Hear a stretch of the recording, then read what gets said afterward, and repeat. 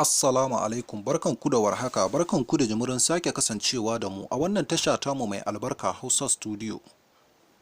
Inna lillahi wa inna ilaihi raji'un, inna lillahi wa inna ilaihi raji'una. Lallai tabbas muna bakin cikin masu sanar da ku mun samu wannan tsohon faifan bidiyo na tsohuwar jarumar masana'antar Kannywood wadda ita ce mace ta farko da ta fara yin bidiyon tsaraici a masana'antar Kannywood wadda aka fi sani da Ummi Zizi.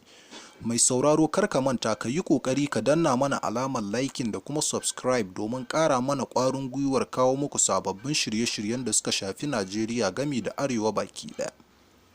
A yau ne jakadiyar tonon asiri da ke da shafi a kafafen sada zumunta musamman na Twitter da Instagram ta bankaɗo wani sirri na tsohuwar jarumar masana'antar Kannywood wadda ita ce mace ta farko da ta fara yin bidiyo na tsaraici ko kuma mu ce BF a masana'antar Kannywood. Wannan jaruma ba kowa bace ba face Ummi Zizi da kuka sani wadda ita ce jaruma da ta bi mawaki Timaya wanda har wasu suke yada jita-jitar cewa ko ta yi ridda ta fita daga musulunci sakamakon soyayyar da take yi wa wannan mawaki na Naija wanda aka fi sani da Timaya.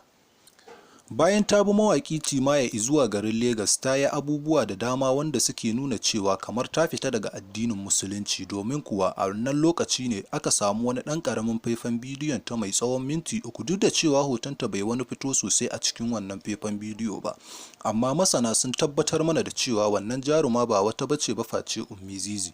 Ta yi wannan bidiyo ne a shekara ta 2007.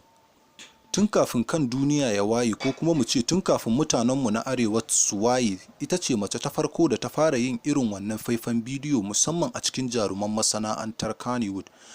A jiya ne jakadiyar tonon asiri ta saki wannan faifan bidiyo na Ummi Zizi a shafinta na sada zumunta na Twitter. Kamar dai yadda kuka sani dukkanin shafuka na zumunta babu inda mutane suke cin karensu ba babbaka suke sa faifan bidiyo na tsaraici kala-kala inda ba doka ba komai kamar Twitter.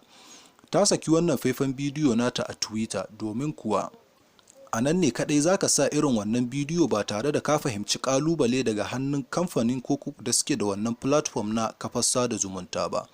Mun samu nasarar samun wannan faifan bidiyo na Ummi Zizi.